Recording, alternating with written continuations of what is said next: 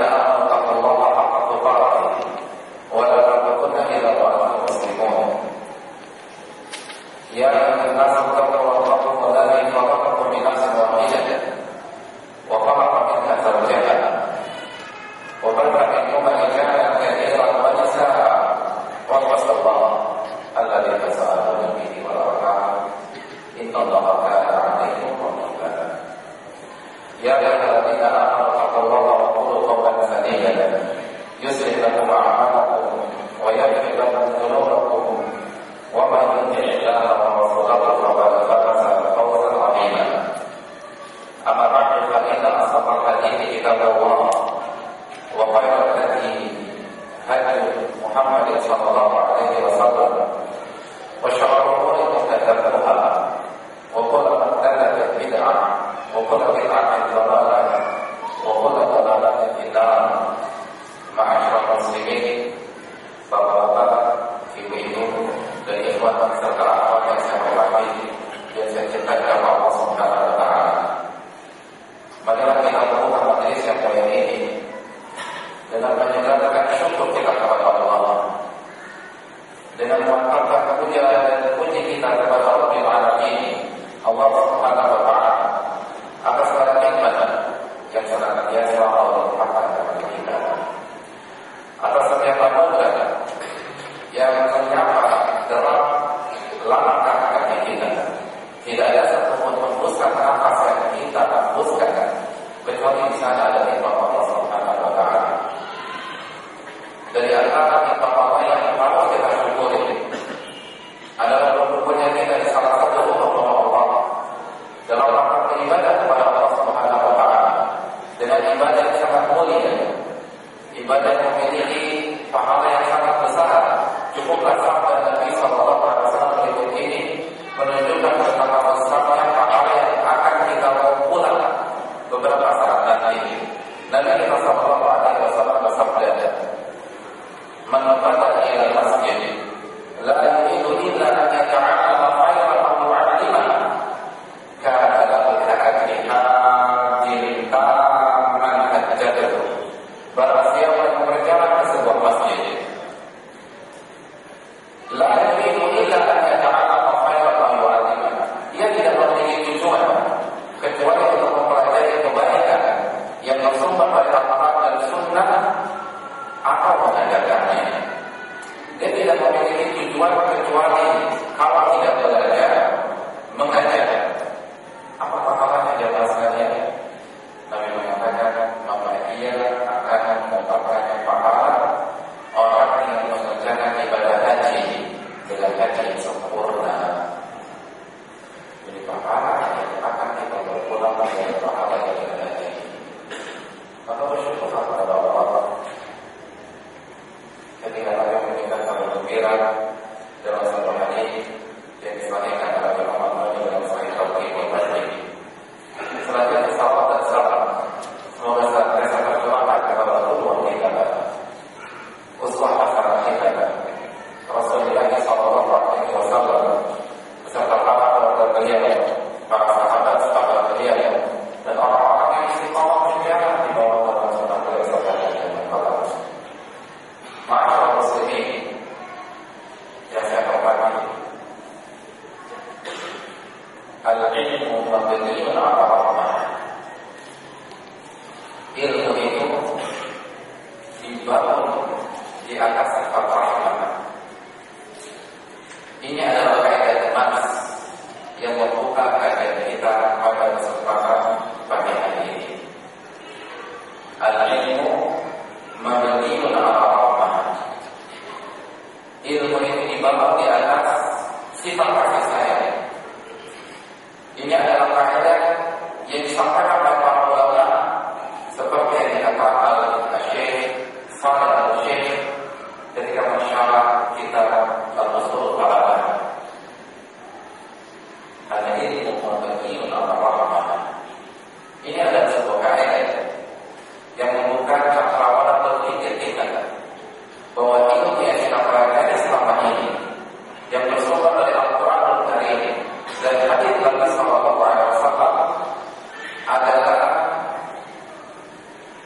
ungkapan kasih sayang Allah Subhanahu wa taala kepada kita sebagai seorang hamba. Seluruh ilmu dari A sampai Z, dari ayat pertama dari Al-Qur'anul Karim sampai ayat terakhir dari Al-Qur'anul Karim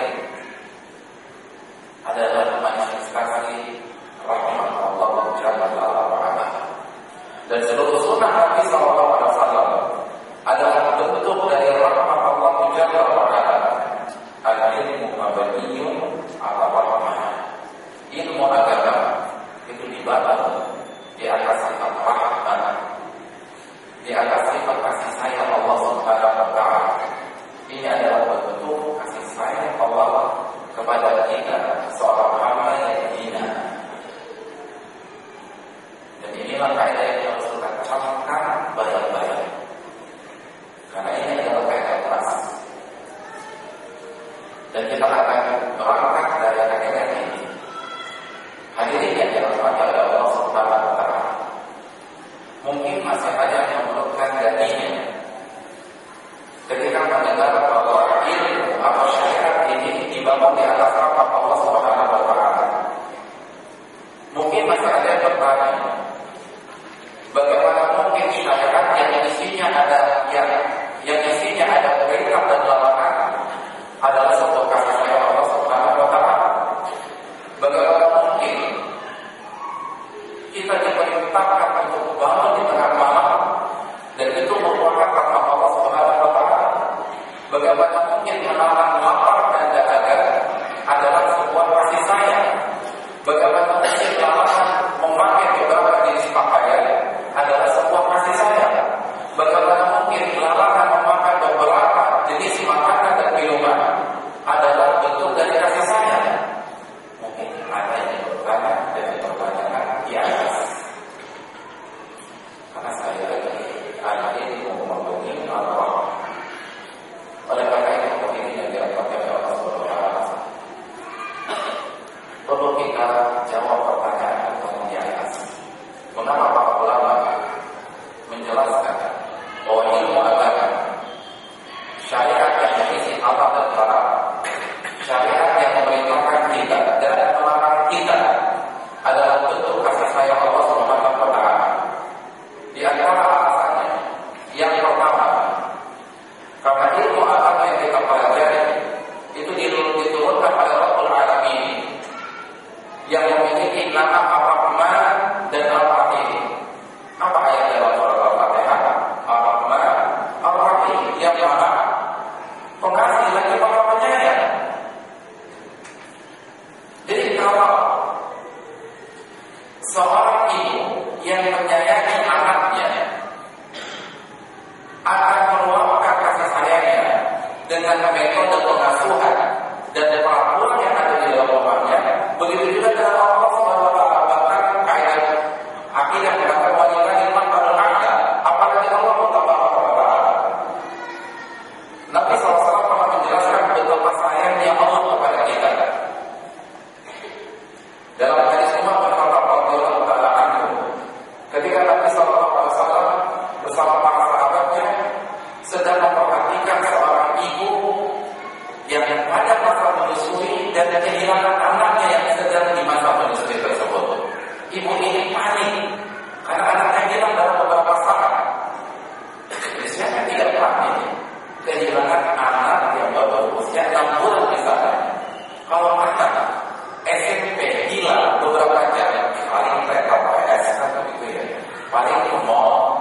Tapi kalau anak usia 6 bulan hilang beberapa jam, maka siapa ibu yang tidak panik di keluarga?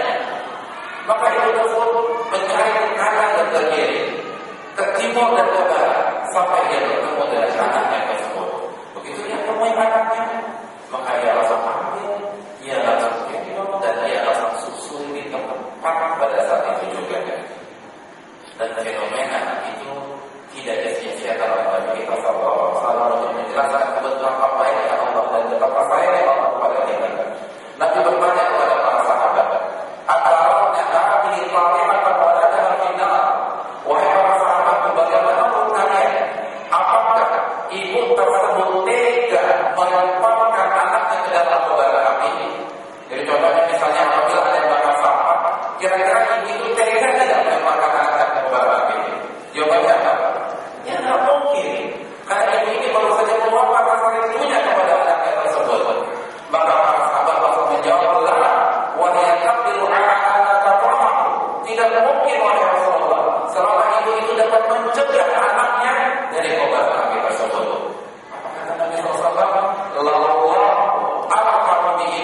ini min hadhihi waladiha. Allah lebih sayang kepada hamba-hambanya dibanding kasih sayang ibu tersebut kepada anaknya. Allah sayang kepada kita melebihi kasih sayang ibu kita kepada kita. Allah lebih sayang kepada jemaah sekalian dibanding kasih sayang orang tua jemaah sekalian kepada jemaah. Allah lebih sayang daripada orang tua kita. Artinya apa?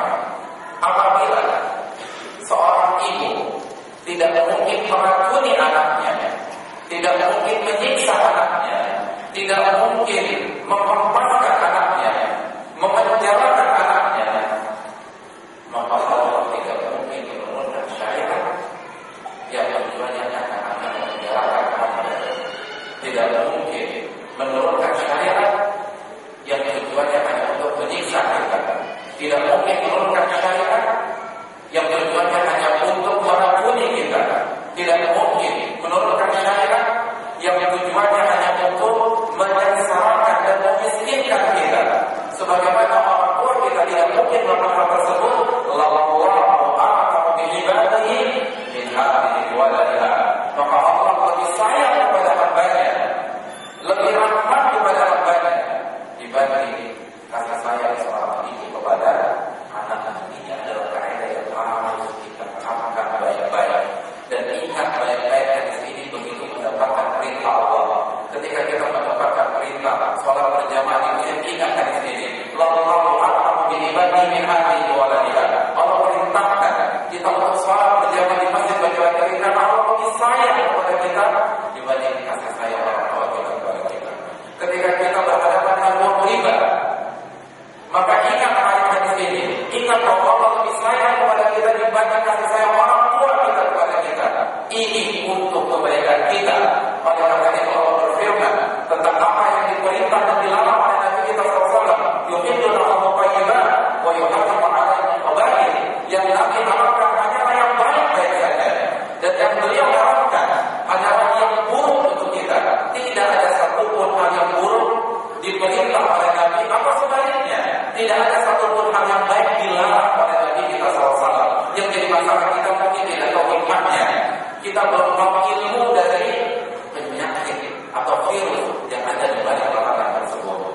Tapi itu adalah bentuk kasih sayang Allah kepada kita.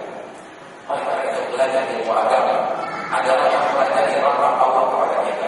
Belajar ilmu agama adalah mempelajari sesuatu yang akan membuat kita bahagia. Ya ayyuhalladzina amanu istajibu lillahi wa lirrasul idza da'akum lima yuhyikum. Wahai orang-orang yang beriman, sambutlah seruan Allah dan Rasulnya jika Rasul mengajar kalian kepada syariat yang akan menghidupkan kalian, yang membuat kalian tahu arti kehidupan, bukan hanya sekedar menghembuskan nafas, bukan hanya sekedar berdetaknya jantung, namun kita benar-benar merasakan kebahagiaan yang sejati. Syariat itu adalah bentuk kasih sayang Allah kepada kita. Oleh karena itu sebagaimana orang tua tidak ada mungkin meracuni anaknya, memenjarakan anaknya, begitu juga Allah tidak mungkin menurunkan syariat dan ilmu agama ini untuk menyusahkan kita, untuk membatasi kita, untuk memenjarakan kita, untuk menghilangkan bakat-bakat kita. Mungkin ada yang bertanya, tapi kenapa kita diharamkan Allah? Ini nggak boleh, itu nggak boleh, dikit-dikit haram, dikit-dikit haram. Jawaban yang pertama, itu tidak benar. Karena kaidah yang mengatakan lebih banyak yang halal daripada haram. Iya nggak benar? Nggak ada yang dikit-dikit haram. Kalau yang haram dikit benar. Karena kalau kita mau jujur, maka yang halal lebih banyak daripada yang haram. Makanan yang haram ada berapa? Saya sebutkan makanan yang haram. Babi haram, anjing terus,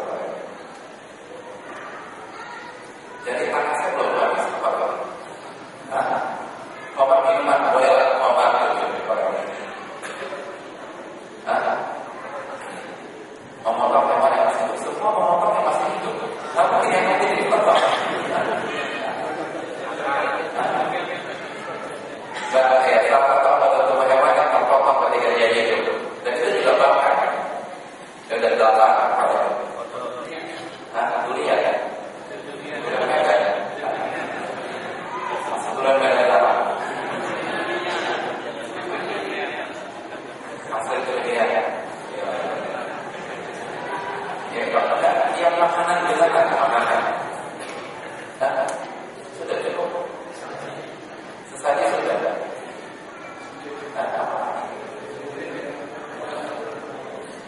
Kodok,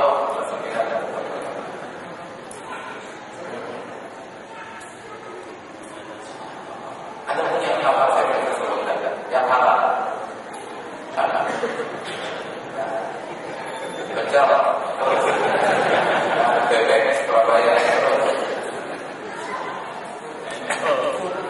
Jengkol. Itu di rumah makan Anda saja ada beberapa menu gitu Mas.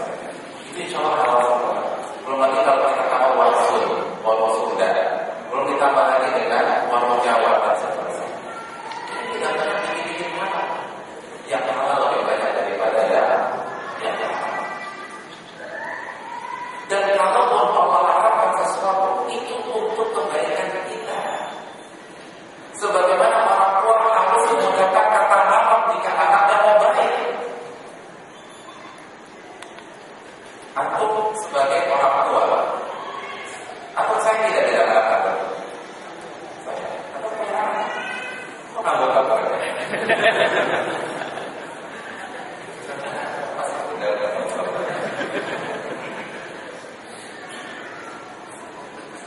ketika kita sebagai orang tua, kalau kita sayang dengan anak kita akan buat peraturan, betul apa tidak? Betul apa tidak? Betul. Dan di peraturan itu pasti ada kata-kata haramnya. Iya betul.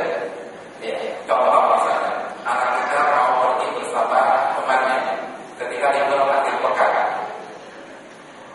Misalnya kita bilang, ini aku mau pergi sama temanku, tapi pulangnya jam 11 ya. Apa sih kata orang tua yang saya kepada anak? Ya nggak masalah, nggak pulang juga nggak masalah. Kenapa nggak dilarang? Kan saya ya Ustaz sama anak, jangan sebutkan kata haram seperti itu. Hari Senin anak kita SD pulang sambil merokok. Itu apa kan? Merokok ini ya. Hati-hati dengan merokok. Seperti itu. Kok nggak dilarang apa? Saya sayang ya Ustaz sama anak saya, masa saya kata-kata haram. Seperti itu orang yang baik. Itu bukan cara meluapkan kasih sayang yang benar. Karena meluapkan kasih sayang benar adalah dengan peraturan yang di dalamnya ada kata halal dan kata haram untuk kebaikan anak kita. Dan itulah yang Allah lakukan dengan sempurna. Karena Allah tahu Allah yang menciptakan kita. Allah berfirman di surat Al-Baqarah, "Ya'lamu man khalaqa wa huwa al-latiful khabir." Bukankah yang menciptakan lebih tahu? Jadi Allah katakan, bukankah yang menciptakan lebih tahu daripada Anda? Dan Allah Maha Lembut dan Maha Mengetahui. Allah tahu manusia ini kalau tidak diatur, kalau tidak ada kata haramnya akan liar dalam hidup di muka bumi. Coba saja, lihat di jalan. Kalau Allah sekarang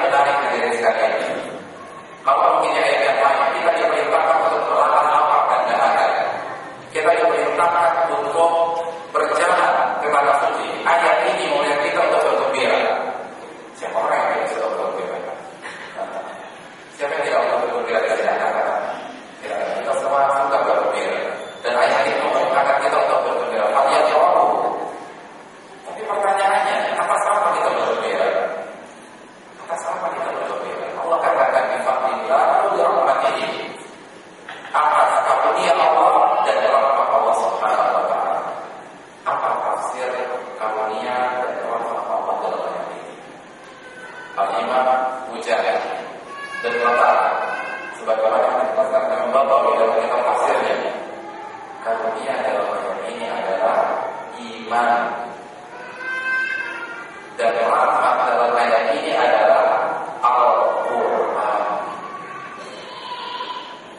Bukan harta, bukan tahta, bukan wanita, tapi karunia dalam ayat ini adalah iman. Kita diperintahkan oleh Allah untuk bergembira ketika kita mendapatkan pusat iman di dalam diri kita. Kita diperintahkan oleh Allah SWT bergembira ketika kita mendapatkan pahala iman saat kita beribadah kepada Allah, bertadabbur terhadap ayat-ayat Allah. Dan kita diperintahkan bergembira ketika kita mendapatkan Al-Quran, mendapat kesempatan untuk membaca Al-Quran, mendengarkan lantunan Al-Quran, mengkaji Al-Quran, mentadabburi Al-Quran, mempraktekkan dan mengamalkan Al-Quran.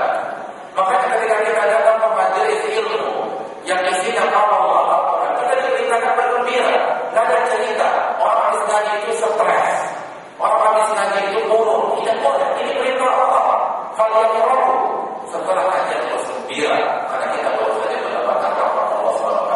Al-Quran adalah kitab rahmat, kitab yang penuh dengan kasih sayang, karena ini akan memberikan kita hidayah yang membuat kita bahagia di dunia dan di akhirat. Maka bagaimana mungkin ilmu itu bukan rahmat Allah, sedangkan sumbernya dari mana? Al-Quran. Kan Nabi yang mengatakan, kalau itu apa-apa, apabila kepada kalian itu perkara, dan waktu itu mereka rasa terbina. Kalian tidak akan tersesat selama kalian berdagang penuh dengan dua perkara tersebut. Kitab Allah, wa sunnati, kitab Allah dan sunnahku. Maka apabila sumbernya dari rahmat, maka isinya pasti adalah rahmat dan kasih sayang Allah SWT. Maka ini yang kita pelajari adalah kasih sayang dan rahmat Allah SWT. Itu alasannya. Karena sumbernya Al-Quran. Itu kita suci yang penuh dengan rahmat. Yang ketiga, alasannya. Mengapa ilmu itu dibangun di atas rahmat? Karena ilmu agama ini diajarkan pertama kali oleh Rasulullah SAW. Dan Nabi adalah Nabi Allah, Nabi yang penuh rahmat. Manusia yang akan rahmat kepada manusia yang lain. Allah Subhanahu wa taala berfirman dalam surat Al-Anbiya ayat 107, "Wa ma arsalnaka illa rahmatan lil alamin." Tidaklah kami utus engkau wahai Muhammad kecuali sebagai apa? Rahmatan lil alamin. Diutusnya Nabi dalam untuk menjadi rahmat. Dan Allah berfirman di akhir ayat surat At-Taubah, dalam surat At-Taubah ayat 128, "Bil mu'minina ra'ufur rahim." Dan Nabi sangat penyantun dan penyayang kepada orang-orang yang beriman, rahmat kepada orang-orang beriman. Nabi kita adalah Nabi Allah, Nabi yang penuh dengan kasih sayang. Maka konsekuensinya sunnah Nabi adalah rahmat. Sunnah Nabi adalah kasih sayang. Orang yang mempelajari sunnah Nabi adalah orang yang mengisi waktunya dan memilih dirinya dengan rahmat dari Allah Subhanahu wa taala. Karena sunnah ini rahmat. Sunnah ini penuh dengan adanya kasih sayang. Karena Nabi kita dari Allah penuh rahmat. Sangat sayang. Maka dia menjelaskan kepada kita agar kita semua selamat dari api neraka. Karena kasih sayang beliau harisun alim. Nabi sangat berusaha untuk memberikan hidayah kepada kita. Kenapa? Agar kita tidak masuk ke dalam api neraka. Nabi mengatakan, "Ma baqiya syai' yuqarribu minal jannati wa yuba'idu minal nari illa wa qad qila lahu." Tidak ada tersisa sedikit pun juga dari hal-hal yang mendekatkan diri kepada surga dan hal-hal yang menjauhkan dari neraka kecuali telah aku jelaskan seluruhnya. Karena kita paham Nabi sallallahu alaihi wasallam. Semuanya dijelaskan agar kita tidak ada yang masuk neraka. Makanya sampai akhir hayat beliau masih mengingat umat itu. Oleh karena itu Nabi kita katakan bahwa Nabi itu dengan kasih sayang. Dan kita lihat tadi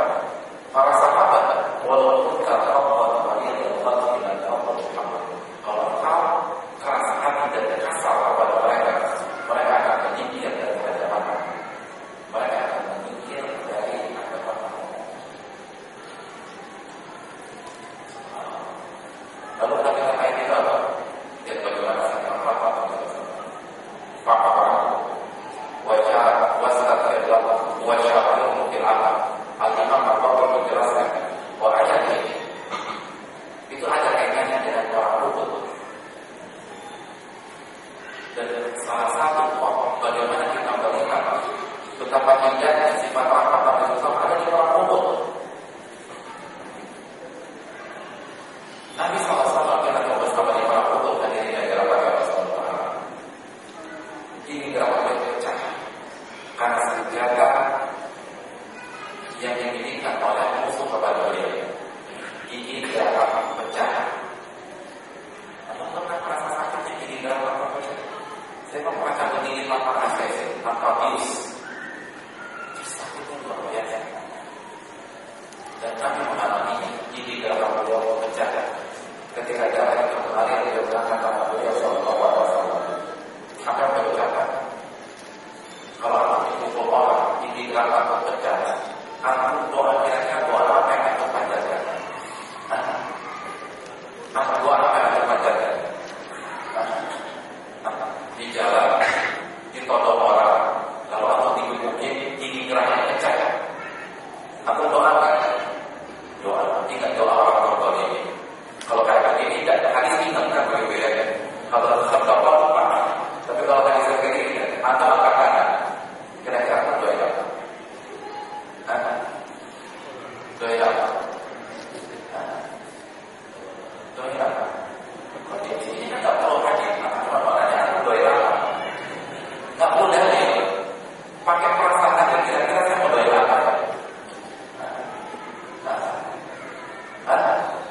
Apa? Yang jelek saya doakan salah. Apalagi bahasa orang jalanan itu kan mengikat semua. Di Jakarta itu ada orang kalau menjumpai temannya itu mengerikan sekarang. Ini jangan dicatat ya, tapi itu apakah ada? Jadi praktekkan itu di Jakarta. Itu ada orang kalau merasa temannya, wah sumpahin lo, mandul 7 turunan. Bayangkan, saking kesalnya. Saya ingin bertanya, orang yang mandul punya turunan pertama apa enggak? Gimana 7 turunan? Turunan pertama tidak punya. Itu sangat sebelumnya. Artinya kalau di masyarakat ini masalah apa enggak tahu. Udah enggak mikir lagi orang apa jumpai orang pun enggak mikir lagi. Anak belum pernah dengar ada orang yang di orang dia berdoa, ya Allah semoga dapat hidayah, itu enggak ada.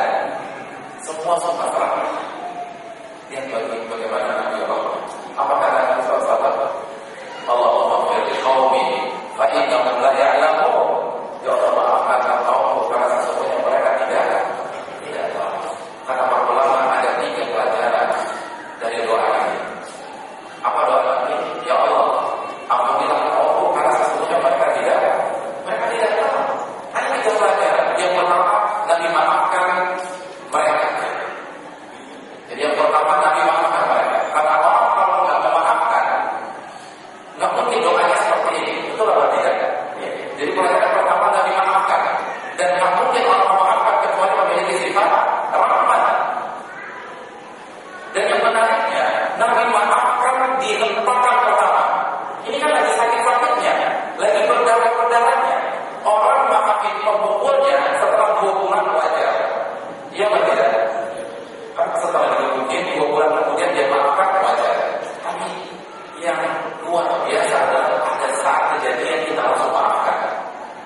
Nabi maafkan. Yang kedua, Nabi lebih tinggi lagi dari derajat memaafkan. Nabi berdoa agar Allah maafkan dia. Ini lebih tinggi lagi dikatakan kata Allah. Bukan hanya sekedar memaafkan, tetapi Nabi berdoa agar Allah maafkan. Ada sebagian orang, ya saya maafkan, tapi biar Tuhan yang balas. Sama aja kan gitu ya. Saya maafkan, tapi biar Tuhan yang balas. Itu nggak selesai. Itu nanti tidak. Tapi berharap dimaafkan oleh Allah SWT. Yang ketiga, ini sangat luar biasa. Nabi mencari alasan agar perbuatan buruk mereka dapat dimaklumi, dapat dipahami. Apa kata beliau? Fa'inna mutayalamu. Karena bisa jadi mereka tahu. Jadi mereka membawa itu ingin mungkin karena mereka tidak tahu. Apa maknanya? Saya ingin bertanya, mereka tahu tidak? Tahu tidak? Nabi sudah jelaskan Nabi sudah jelaskan apa tidak kepada mereka tentang masalah tauhid, tentang masalah syirik, tentang agama Islam ini sudah dijelaskan belum? Sudah dijelaskan dan mereka pasti tahu karena diterangkan dan didapatkan bukan 1-2 hari. Perang Uhud itu di tahun ketiga Hijriah, berarti kurang lebih 16 tahun. 16 tahun setelah hari pertama Nabi berdakwah kepada mereka. Masa ada orang 16 tahun didapatkan gak apa-apa? Gak mungkin. Dan pendakwahnya bukan kita, tapi Rasulullah SAW mendapatkan hati dalam berbicara. Ada seorang guru kalau bicara antum gak bakal apa-apa. Begitu kan? Tidak bisa menyampaikan atau menerangkan dengan jelas. Tapi Nabi adalah orang yang paling fasih ketika berbicara. Nabi adalah orang yang paling lembut ketika menyampaikan. Nabi orang yang paling santun. Nabi orang yang paling sabar. Nabi orang yang paling istiqomah. Dan yang beliau telah mendapatkan mereka kurang lebih 16 tahun. Kira-kira mereka tahu apa tidak? Masih tahu. Tapi Nabi masih berusaha mencari alasan agar bisa dimaklumi. Oh, mungkin aja belum tahu. Mungkin aja karena saya kurang memastikan ya. Mungkin saja karena saya kurang optimal dalam berpakaian. Mungkin saja karena saya ini masih harus berusaha lagi sehingga mereka belum tahu semuanya. Lihat bagaimana Nabi SAW beda dengan kita. Kita kalau dalam sama orang, kita tidak kasih kesempatan dia ngomong. Belum sampai ngomong. Aku kan begini kan. Udah ngaku aja deh. Aku itu kalau kita dalam sama orang. Tapi Nabi tidak. Karena Nabi orang. Jadi kalau kita udah bersama orang, kita tidak kasih kesempatan berargumentasi. Bahkan kita paksakan logika kita. Kita paksakan analisa kita. Padahal dia betul-betul demikian. Anak tahu aku begini karena tujuannya itu kan. Atau tadi datang menuju anak tiba-tiba atau menghilang lagi karena aku kamu anak kan. Padahal bisa jadi dia dokter tipis kan begitu. Akhirnya dia cari toilet. Tapi karena kita udah kesal sama orang, kita paksakan logika kita kepada dia. Tapi Nabi tidak. Nabi justru memberikan uzur yang sangat baik-baik. Nabi Allah. Lalu di perang Uhud kita kalah, betul atau tidak? Betul.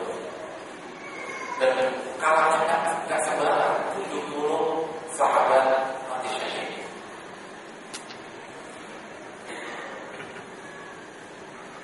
Apa sebabnya? Karena kesalahan masuk sebagian sahabat beliau sallallahu alaihi wasallam. Kalau katakan fa'aqahu wastaghfirullah wa syauruhu bil amr. Wahai Muhammad, maafkan mereka.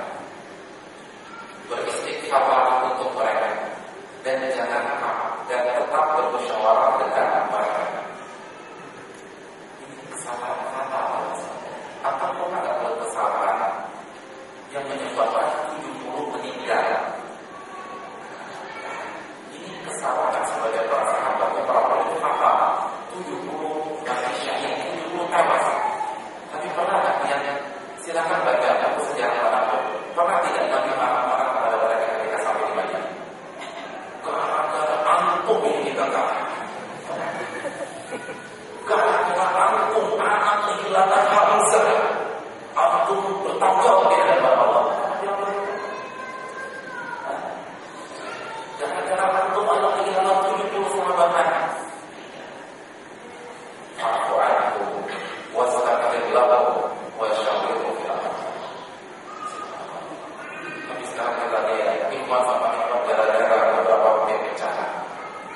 Gara-gara masalah jadi 1-2 kali pecah. Bagaimana Allah Subhanahu wa taala? Gara-gara beberapa masalah kecil marah, kamu haji lagi. Ada seorang masalah hilang, kamu datang ke kajian. Ada jemaah yang agak sedikit mengecewakan, dilarang datang ke kajian. Ini kesalahan fatal. 70 nyawa hilang. Silakan buka kitab sebelum malam. Apakah boleh tahu malam yang maafkan mereka. Wassalam.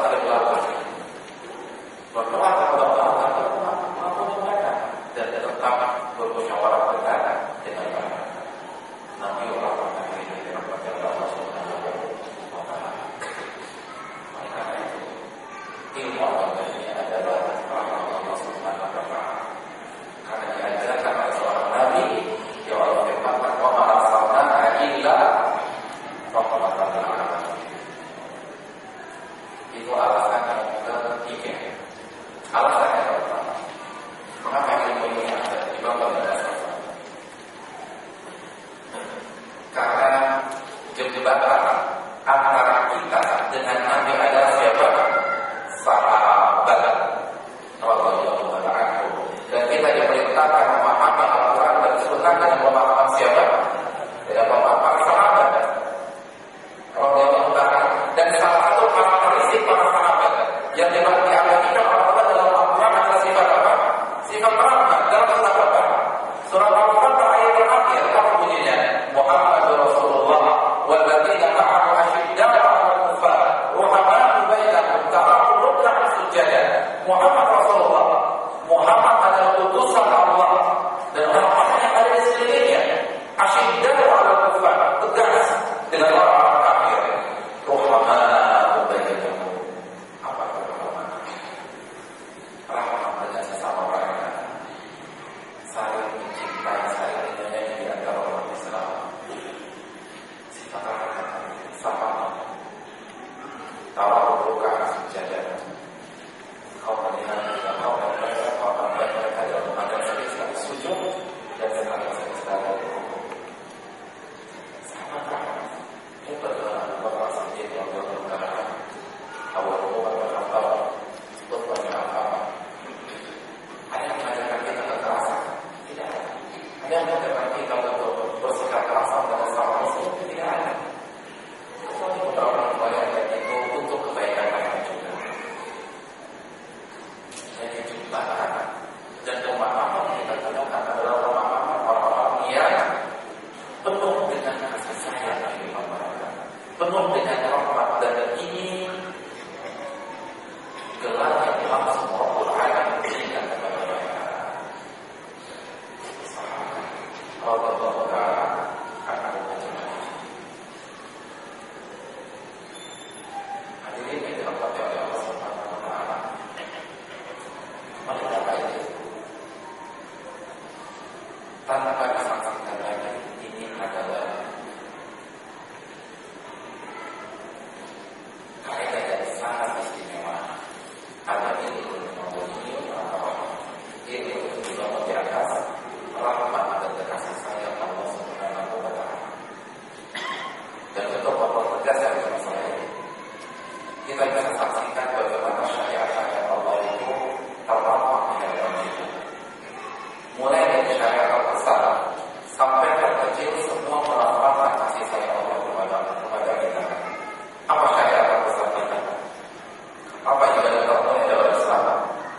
La ilaha illallah dengan makna syaratnya dan konsekuensinya. Jadi ketika kita diperintahkan untuk mentauhidkan Allah Subhanahu wa taala dan menjauhi kesyirikan, itu bukan untuk membelenggu kita ketika kita melakukan ritual. Itu bukan untuk membatasi kita atau melarang kita untuk meminta-minta kepada orang mati yang sudah tidak bisa memberikan manfaat lagi, walaupun mereka bagi Allah Subhanahu wa taala. Itu karena kasih sayang Allah kepada kita. Allah tidak ingin kita masuk ke dalam api neraka, karena Allah yang menetapkan. Barang siapa melakukan syirikan, inna man yusyrik billah faqad harrama Allahu alaihi al-jannah wa ma'wahu an-nar. Sesungguhnya barang siapa yang melakukan kesyirikan, maka surga haram untuknya dan tempat kembalinya adalah neraka. Dan tidak ada penolong bagi orang-orang musyrik, orang-orang zalim yang seperti ini. Jadi Allah memberitakan untuk bertauhid Allah itu karena kasih sayang Allah kepada kita. Allah tahu kita tidak akan mampu menahan panasnya api neraka.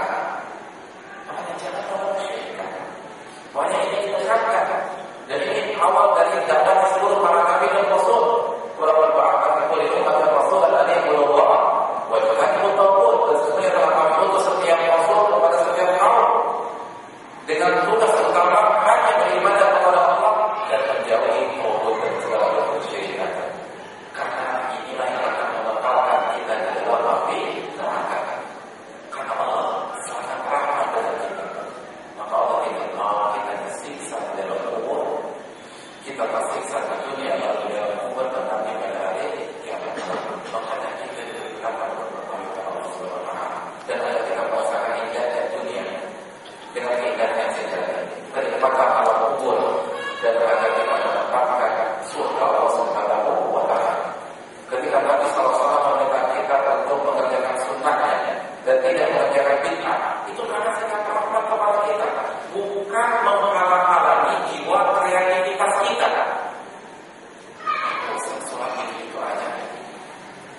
Saya kan punya bakat untuk membuat eksperimen dan reaksi, bukan karena itu. Karena Nabi tahu bahwa peraturan yang dijelaskan oleh Allah, kullu bid'atin dhalalah, kullu dhalalatin finnar. Setiap bid'ah adalah kesesatan dan setiap kesesatan tempatnya di neraka.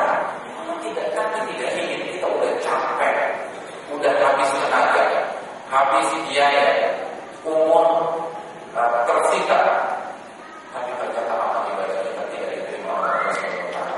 Karena Nabi rahmatnya kita, Nabi sayang dengan kita, maka kita diwajibkan oleh Nabi kita SAW untuk tidak melakukan bid'ah.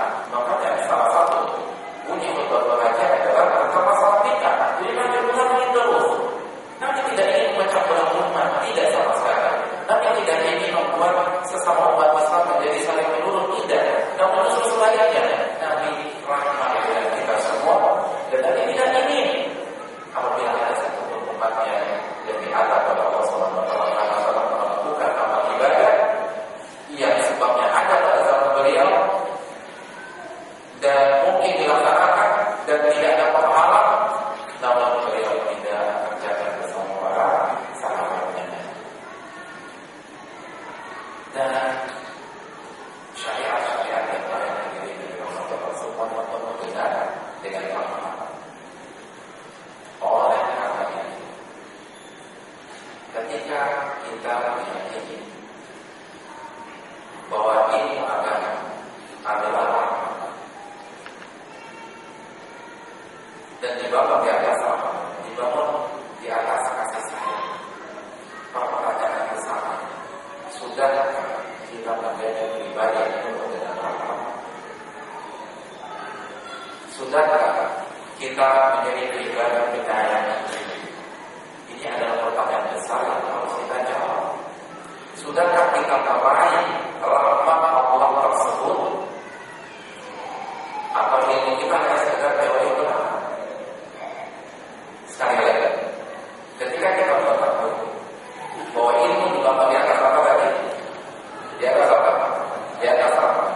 Dan seluruh ayat Al-Quran dari A sampai Z adalah rahmat Allah, adalah kasih sayang yang Allah turunkan kepada kita.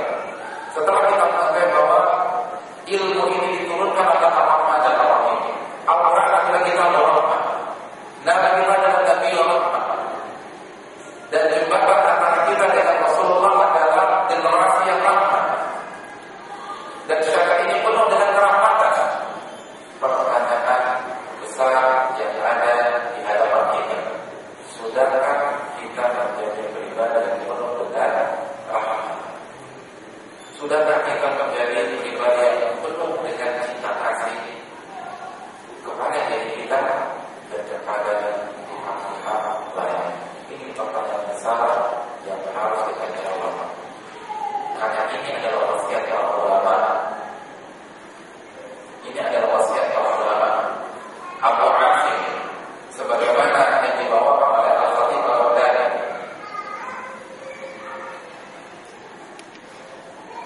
dalam kitabnya Al-Jami' Al-Qatir Rawi wa Adab Sami, pernah mengatakan man talaba hadzal hadits faqad talaba a'la umur dunia fayajibu an yakuna khairan nas. Barang siapa yang mempelajari dan menuntut hadis Nabi sallallahu alaihi wasallam, maka dia pada hakikatnya telah menuntut hal yang paling indah dan tinggi di dunia ini. Maka dia wajib menjadi manusia yang terbaik di tengah-tengah masyarakatnya. Barang siapa, tidak bisa berapa, karena kawan masih barang siapa yang menuntut hadis yang menuntut atau materi dari Nabi SAW, maka dia telah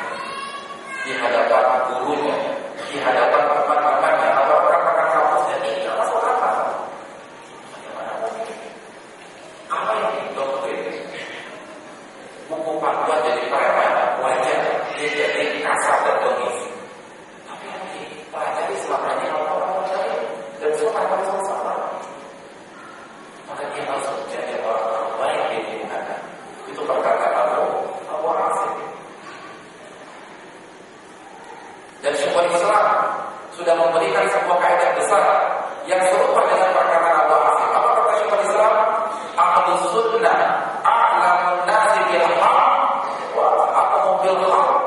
Ahlus sunnah adalah orang yang paling tahu kebenaran dan yang paling sayang kepada makhluk. Sudahkah kita punya pribadi yang penyayang? Ini pertanyaan besar yang harus kita jawab. Ada pertanyaan menamakan hukum itu bagus, tapi kalau hanya seperti itu saja, seperti kita menjadi orang munafik. Abdullah bin Mu'taz pernah mengatakan, ilmu al-mu'min fi 'amali wa ilmu al-munafiq fi qawli. Ilmunya seorang mukmin itu ada dalam aplikasinya, prakteknya, amalannya. Adapun ilmu munafik itu ada pada retorikannya, ucapannya, nilainya. Saya membawakan nilai-nilai yang bagus. Hafalannya. Ilmu yang benar-benar, ilmu yang bisa kita terapkan dalam kehidupan kita sehari-hari. Sudahkah kita menjadi orang yang paling penyayang? Sebagaimana kata Syekh Islam Taimiyah, ahlus sunnah a'lamun nasi bil haq wa a'lamu bil haq. Ahlus sunnah adalah orang yang paling tahu kebenaran dan yang paling sayang kepada manusia. Bahkan kepada manusia karena hak kepada makhluk. Lalu ada sebuah statement di dunia para ulama. Aku pernah dengar sebuah ucapan masa para ulama, al-ilmu rahimah baina ahlihi. Ilmu itu akan membuat para penuntutnya saling menyayangi satu dengan yang lain. Jadi sesama penuntut ilmu, sesama orang-orang yang ngaji itu saling mencintai, saling menyayangi, saling menghormati. Itu rahimah baina ahlihi. Ilmu itu akan membuat sesama orang yang belajar, sesama orang yang mengkaji, sesama orang yang menelaah akan saling menyayangi satu dengan yang lain. Kenapa demikian? Karena ilmu itu rahmat. Maka kita harus menjadi rahmat dari ilmu kita, keluarga kita, dan lingkungan sekitar kita. Ini yang harus kita capai dengan masyarakat kita. Oh ya. Jadi pertanyaan sama adalah, sudahkah kita menjadi pribadi atau berkata saya dan pribadi atau berapa atau belum? Kalau belum, maka kita tidak tahu kita ini. Kalau ulama kita begitu ngaji langsung berubah. Dia tidak berkata-kata adalah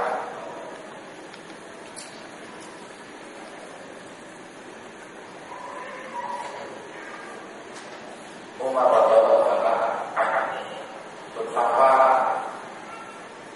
kerasnya beliau sebelum ngaji dikatakan, betapa kasarnya beliau ketika belum ngaji dengan Nabi SAW, ketika masih musyrik.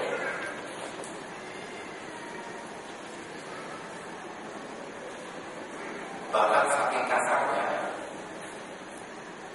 sebagian orang itu tidak ada yang punya harapan Umar akan masuk Islam. Makanya pada saat itu, kalau ketemu Umar nggak disiksa, orang bisa terharu. Saking kasarnya, pernah nggak ada orang seperti itu? Kita kan tak pernah pada semua gitu ya. Ini nggak disiksa, kalau Umar itu terharu biru.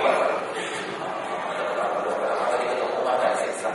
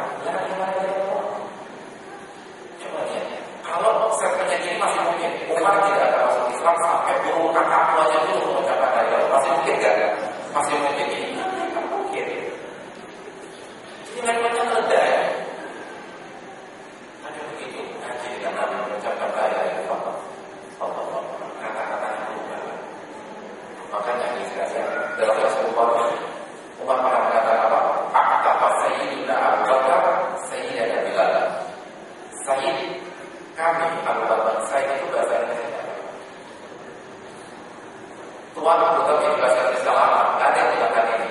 Jadi sekarang Pak, kalau bahasa Inggris kan Mister ya. Jadi Pak Abu Bakar telah memerdekakan Pak Bilal. Jadi mana udah itu diangkat oleh Pak Sayyid. Betapa satunya umat dan orang ini pengaruh apa? Kalau tanya banyak itu akan mengubah tutur kata, sikap, kebaikan ada pertanyaan besar. Apakah kita sudah menjadi pribadi yang berdoa? Kalau kepadanya Pak Ustaz, yang pertama sedia rahmat kepada diri sendiri. Kasih sayang kepada diri sendiri dulu. Gimana caranya? Apakah dengan mengusung sikap egoisme? Bukan. Kita menyayangi diri sendiri dengan mengerjakan ketaatan kepada Allah Subhanahu wa Ta'ala, dengan mengusung tauhid kepada Allah, menegakkan sunnah Nabi SAW, dan mengerjakan perintah dan menjauhi larangan. Kenapa demikian?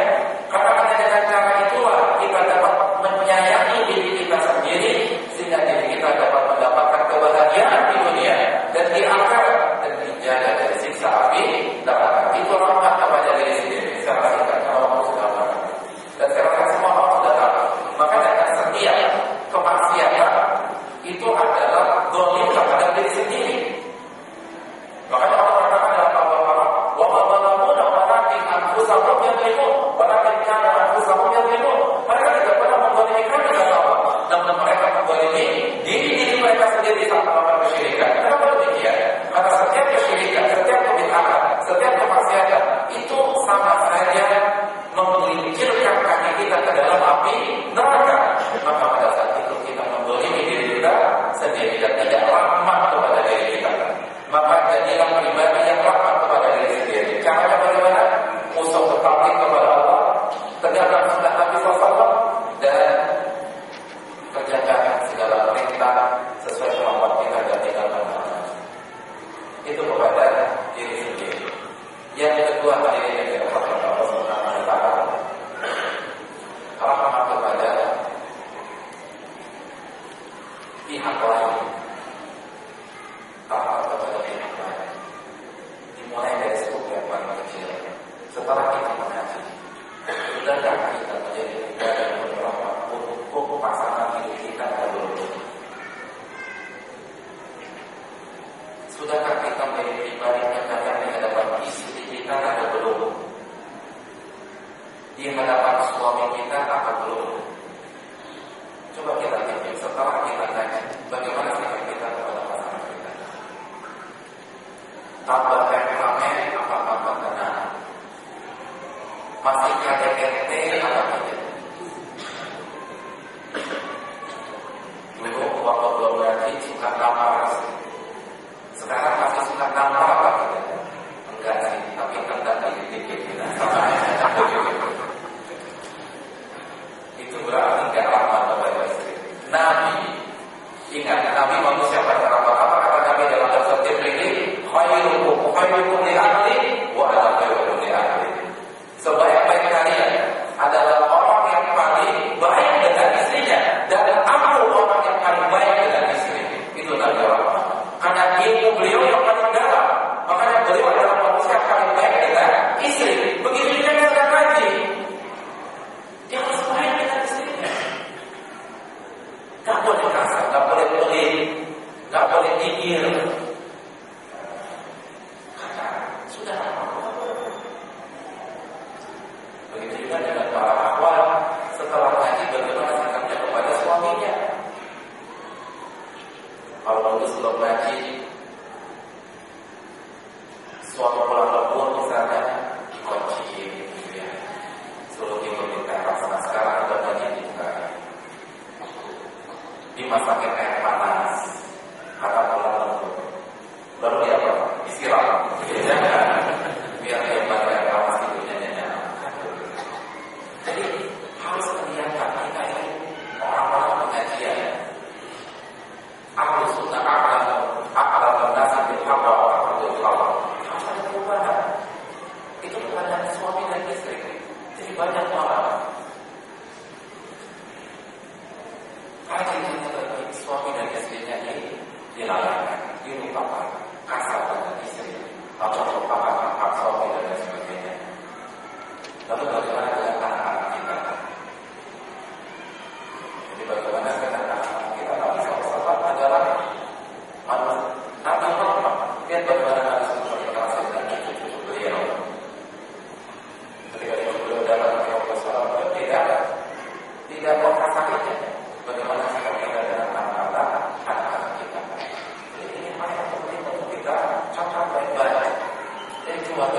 dengan keluarga kita bagaimana? Harus ada perubahan. Tunjukkan bahwa kita sudah mendapatkan rahmat Allah Subhanahu wa Ta'ala. Masih suka marah, temperamentnya masih tinggi atau tidak? Suka senyum apa tidak? Apa gitu? Karena kita sudah belajar. Lalu setelah keluarga lingkungan sekitar, itu kalau kita sekarang tidak apa.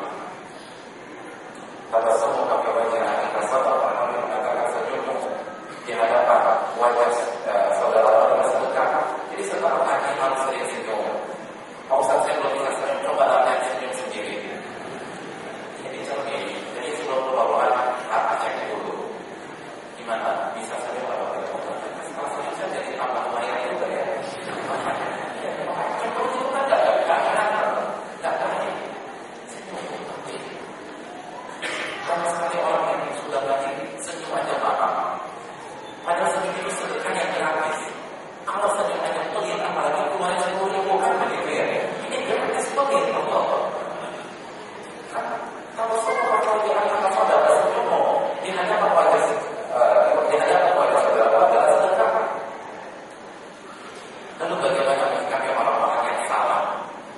Itu juga perlu dengan sifat rahmat. Ini juga penting ya mas kalian. Para ulama, apa kata Abu Sulaiman Ad-Darani? Beliau mengatakan begini, inna maqdatu ala ahli ma'asi idza kana maqduka ilaihim alayya. Sesungguhnya amanah kita kepada ahli maksiat ketika kita melihat mereka melakukan kemaksiatan, wa idza fakkarta fi ma yasiruka ilaihi min uqubatil akhirah dan bahasa rahmatullahi wa barakatuh. Kata Imam Ad-Darani, sesungguhnya ketika kita marah kepada ahli maksiat, ahli bid'ah, itu ketika kita melihat mereka melanggar hak Allah, ketika mereka melakukan maksiat atau kebid'ahan, kan begitu ya. Tapi kalau kita renungkan lagi, kita pikirkan lagi, ada apa yang mengancam mereka nanti di akhirat, kita jadi rahmat sama mereka. Kita jadi ibadah, jadi kasihan, jadi ingin semangat menolong, semangat membantu, semangat mendakwakan mereka. Ini yang perlu kita lakukan. Makanya Umar bin Khurrah ketika melihat orang bermaksiat itu wajahnya masih sedih. Ya para ulama yang perlu kita lakukan. Kalau kita bertawakan, kita sedih, kita dibanding. Dan para ulama tidak begitu dan kalau bermaksiat, kalau kita akan melompokannya tubuh. Rawat mereka berubah. Lalu ditanya, kenapa rombongan kau berubah menjadi sedih seperti ini? Kata beliau, apa sedih? Karena rasa kasih sayangmu, sehingga aku sedih mereka tidak memikirkan masa mereka yang pertama. Riwayat ini sampai pada ulama ada yang jadi aku sayang sama mereka, tidak mau mereka diadab oleh Allah SWT. Tidak mengerjakan kemaksiatan, tidak mengerjakan kebid'ahan. Itu sama saja mencelakai diri sendiri. Aku sayang dengan mereka. Makanya ketika melihat mereka bermaksiat, itu seperti melihat orang kecelakaan tabrakan. Sedih melihat saudara kita seperti itu. Dan saya tutup kajian ini yang sudah kami sampaikan dengan kisah Al-Imam Nawawi Yahya bin Syaraf bin Yahya bin Zakaria memiliki kisah yang sangat luar biasa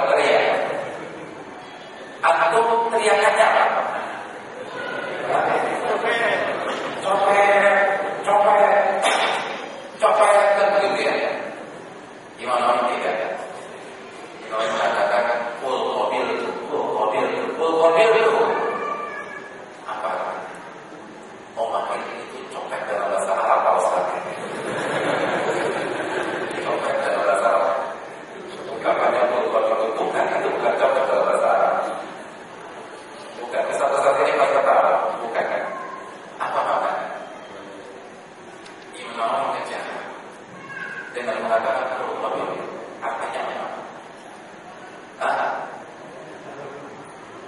Katakanlah aku terima, katakanlah aku terima, katakanlah aku terima. Maknanya ini ada kaitannya dengan fikih Syafi'i. Siapa mazhab Syafi'i? Jawa Timur baca di mazhab Syafi'i. Apa mazhab Syafi'i dalam masalah ibadah tadi? Mazhab Syafi'i dalam masalah ibadah tadi, hadiah itu tidak akan sah sampai akad nikahnya akad hadiahnya tegas, yang memberikan mengucapkan akad dan yang menerima mengucapkan qabul, seperti akad nikah. Jadi kalau dia berarti nggak sah. Jadi kalau atau cuma kiri saja, atau kalau aku mazhab Syafi'i atau ingin kasih hadiah baju kepada aku, lalu kalau kirim via pos atau via apa? Via ekspedisi itu, lalu dia terima, dia diam saja, maka hadiahnya tidak sama. Hadiah kita belum mazhab Syafi'i itu kalau dikatakan ada ijab dan qabul langsung, qabul itu. Jadi kita berikan dan kita katakan saya terima. Dan kita tahu mazhab Syafi'i, bahkan orang-orang satu dalam mazhab Syafi'i belum ada yang apakah beliau atau Rafi'i. Itulah alasan mengapa beliau mengejarnya. Beliau sudah ikhlaskan PC-nya untuk si pencopot, tapi belum ada beliau. Hadiah tersebut belum sah sampai terjadi ijab dan qabul, sedangkan pencopotnya sudah lari, maka harus dikejar. Karena kalau tidak dikejar,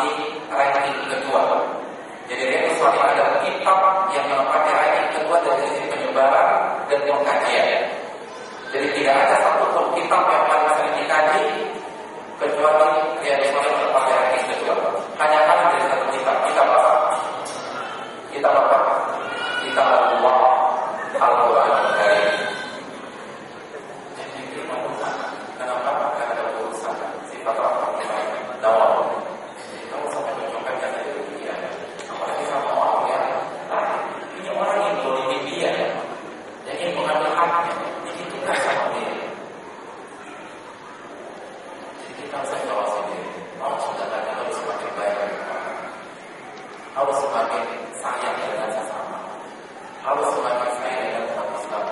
Maka kita tahu bersama, ketika ulama memang membantah kita, tapi salah satu tujuan dan salah satu alasan mengapa mereka membantah kita apa? Agar sifat rahmat, karena mereka tidak mau kalau kita itu mendapatkan dosa di sisi Allah. Karena semakin disebarkan, maka semakin berdosa. Dan kalau dia tak tambah balik, tidak ada pengikutnya. Karena semakin banyak pengikutnya, maka dia akan semakin menambah dosa pengikutnya. Jadi ini adalah sebuah camatan bersama-sama ini yang dirahmati oleh Allah Subhanahu Wa Taala. Ada firman terakhir rahmat yang Allah turunkan kepada kita dan kita semua. Maka Allah sendiri kita sudah berapa tahun kita ikut kajian dan apakah kami sudah terapkan dan apakah kita sudah paham tentang esensi dari ilmu. Salah satu sifat yang tidak bisa dipisahkan dengan ilmu, yaitu ilmu adalah sesuatu yang dibangun di atas rahmat Allah Subhanahu Wa Taala, dan itu adalah ungkapan kasih sayang Allah kepada kita. Maka kita senantiasa menjadi orang-orang yang penuh dengan kasih sayang. Seorang anak kalau dari kecil dididik dan diasuh dengan penuh kasih sayang, kira-kira jadi anak yang baik atau tidak? Anak ketika diasuh dengan hal-hal dengan asuhan yang satu, yang dia akan menjadi anak yang baik. Begitu juga dengan orang yang setiap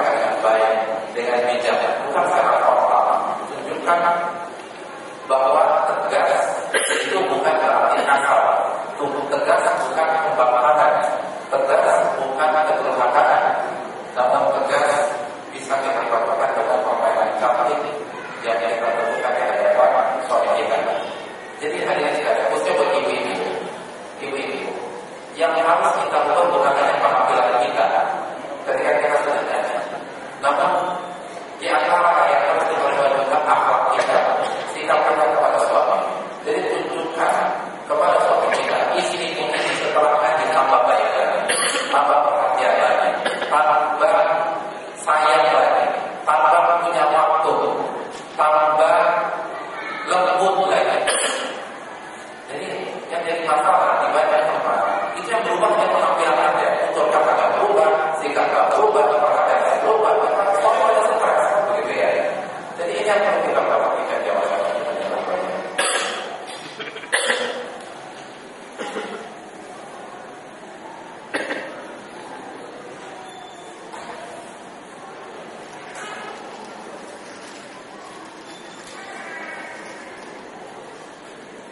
Ustaz bila sudah ngaji, tetapi hati masih keras, sudah tersinggung, sulit memaafkan, terkadang sulit menerima rasa kebenaran sama orang Ustaz.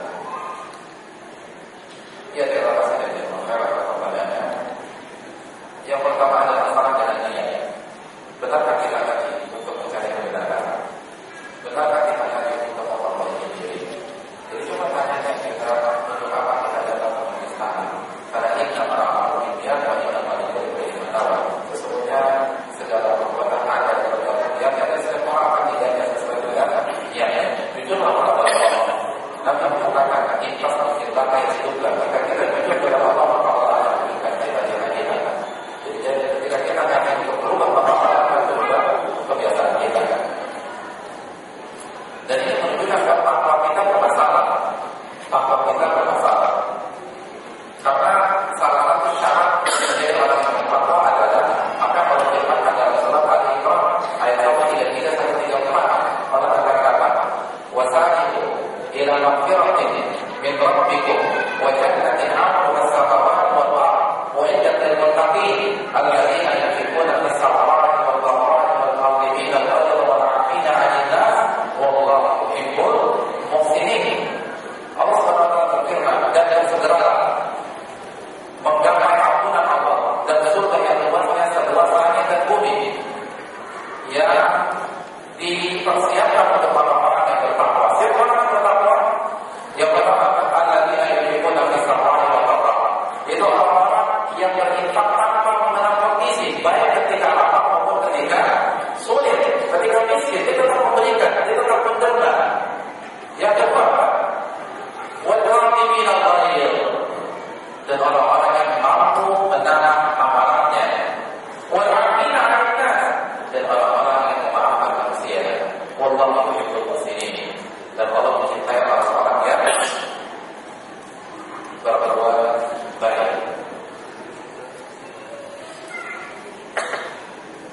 Sama-sama Allah masalah pernah meminta makanan berkuah kepada tetangganya. Mungkin kalau kita sekarang sekolah-sekolah itu budaya. Lalu dibuat apa yang bedanya? Dibuat apa yang bedanya? Biasanya lalu disuguhkan yang namanya makanan berkuah soto paling enak disantap panas-panas atau dingin-dingin. Panas atau dingin? Panas. Jadi lagi panas-panasnya disuguhkan. Qadarullah. Begitu ada di hadapan beliau, kaki budaknya ini terpeleset dan semangkok soto itu tumpah ke hadapannya. Baju paham, kulit berkuah, dan makan soto hanya tinggal impian. Kulit gak ada, kulit. Kalau anak yang mengalaminya marah katanya. Marah. Beliau juga marah. Tapi ketika beliau meluapkan amarahnya, udahnya kata seperti ini.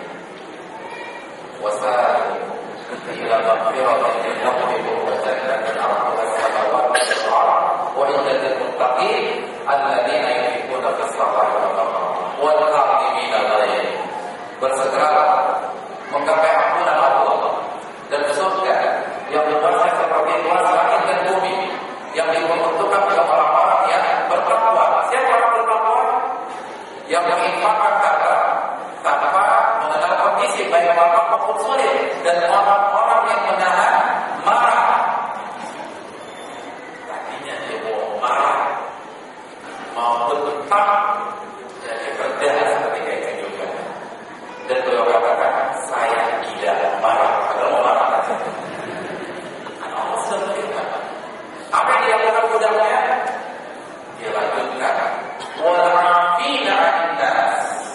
Orang yang bertakwa itu orang yang suka memaafkan manusia. Apa kata beliau? Engkau saya maafkan. Budaknya lanjutkan lagi, wallahu yuhibbul muhsinin. Allah mencintai orang-orang yang berbuat baik. Apa kata beliau? Mulai hari ini kalau aku merdekakan. Ibu-ibu udah dengar belum? Makanya kalau suami marah, baca ayat ini. Biar dia marah. Makanya pentingnya amal badan itu seperti ini. Budak dan cerdas. Begitu mau dimatakan, wasari'u ila maghfiratin min rabbikum wa jannatin 'arduha as-samawati wal ardh uiddat lil muttaqin alladzina yuhibbuna al-sawa'a wal 'afwa wal qadhibina al-ghayza wal 'afina 'anil nas wallahu yuhibbul muhsinin. Insyaallah suami tidak jadi marah. Tapi kalau kita tak hafal ayat ini, apalagi kalau baca ayat kursi, ya suami tersinggung, apakah saya bilang?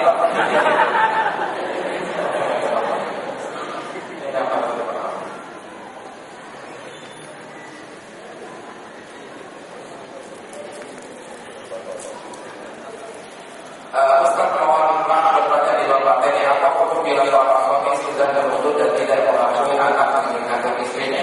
Apa sudah dia bersalah? Apabila ingin rujuk harus angkat lagi? Terima kasih sama. Ya terima kasih dari saya. Dalam Islam kasus seperti ini itu bisa menempuh jalan li'an sebagaimana Allah firmankan di awal surat An-Nur.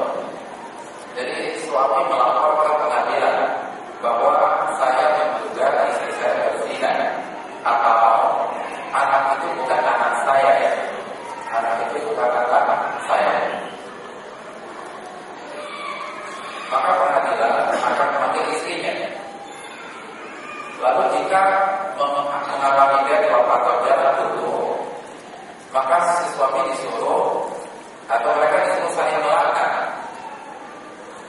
Jadi suaminya itu diperintahkan untuk mengucapkan 5 kali. Suaminya mengatakan bahwa istri saya telah berzina, demi Allah istri saya telah berzina, demi Allah istri saya telah berzina, demi Allah istri saya telah berzina, demi Allah istri saya telah berzina, atau ibu bukan anak saya, ibu bukan anak saya, ibu bukan anak saya, dan dia terilah. Dia mengatakan, dan laknat Allah menimpa saya jika saya berdusta. Lalu di sini dipanggil, benar nggak tuntutan suami?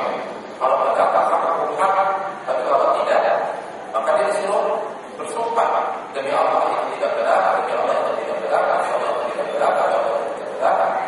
Dan yang kelima, dan Allah akan menimpa saya kalau suatu kebenaran dan saya memang berzina.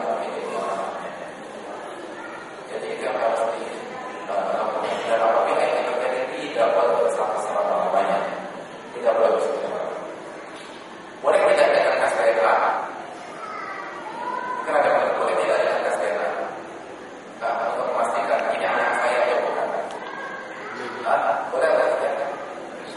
Kaidah dalam masalah ini, tes DNA hanya bisa digunakan untuk menyambung nasab. Adapun menolak nasab tidak bisa digunakan. Satu-satunya cara untuk menolak nasab di dalam masyarakat kita hanya diarah. Tes DNA bisa dijadikan indikator, tetapi tidak bisa menjadi pemutus nasab. Jadi maksudnya begini, singkat saja ya. Kalau misalnya ada seseorang kehilangan anaknya di rumah sakit, jadi anaknya dicuri orang di rumah sakit, terjadi apa tidak? Terjadi sekarang. Oknum dan pihak rumah sakit.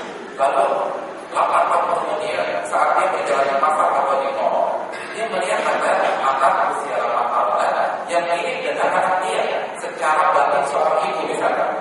Lalu dia nanya, anak kamu siapa? Ternyata dia anaknya nggak jelas. Lalu mari kita coba cek pakai tes ini. Ternyata benar. Maka itu anak menyambung nasab. Tapi untuk menolak nasab tidak bisa. Artinya apabila seorang suami ingin menolak, ini bukan anak saya, ini bukan anak saya. Contohnya misalnya dia adalah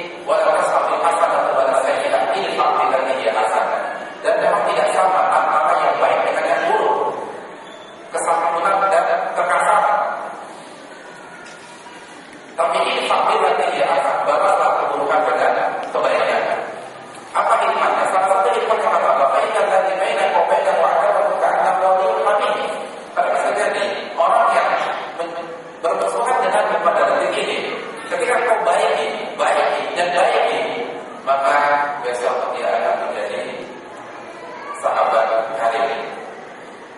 Jadi manusia masih punya hati nurani. Manusia masih punya hati nurani. Jadi baik terus, maka insya Allah dia akan sadar. Saya masalah terus maka kok dia baik kepada saya usir dari datangan buah hadiah. Saya bisa lagi dia kirim rata-rata ada dari saya ini kita kasih hadiah kita sambungi. Pokoknya yang baik-baik, maka semoga dia akan berubah. Dan memang berat, berapa tidak ada. Tapi Allah SWT menutup kasus ini dengan sebuah janji. Karena Allah ini berat untuk kita lakukan. Allah katakan, "Wa ma yulqaha illa alladziina sabaru." Tidak ada yang mampu melakukannya kecuali orang-orang yang sabar. Orang yang sabar. Kalau antum bisa seperti ini, maka antum mendapatkan gelar sabar. Antum tahu gelar LC tidak?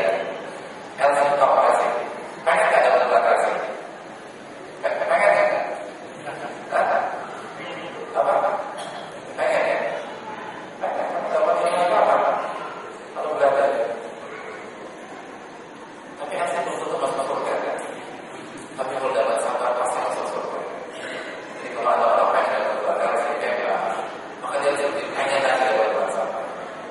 Karena LC belum tentu masuk surga. Tapi sabar pasti masuk surga.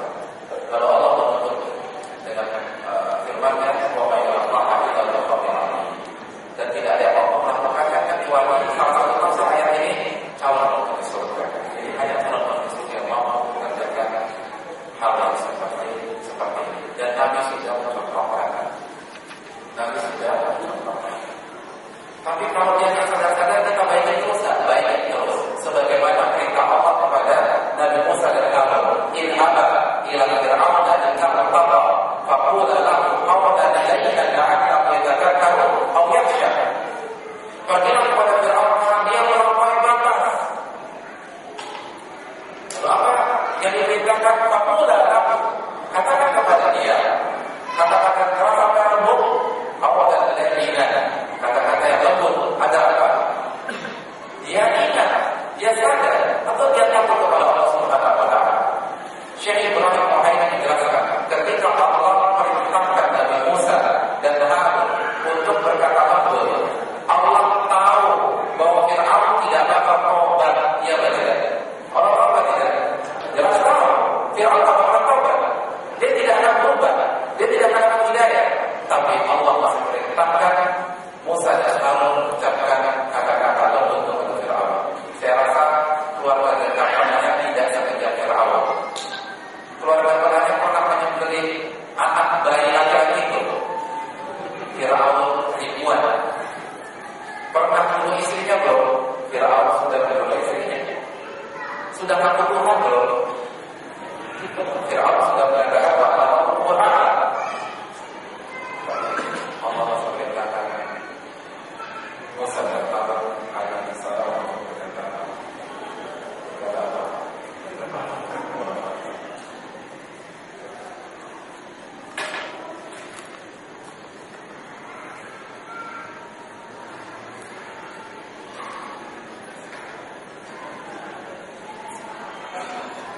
Ustaz yang dirahmati oleh Allah, apakah kita ini yang tidak ada apa-apanya boleh berkata bisa terukur bersama dengan beserta sahabat-sahabat yang ingin disebut Allah?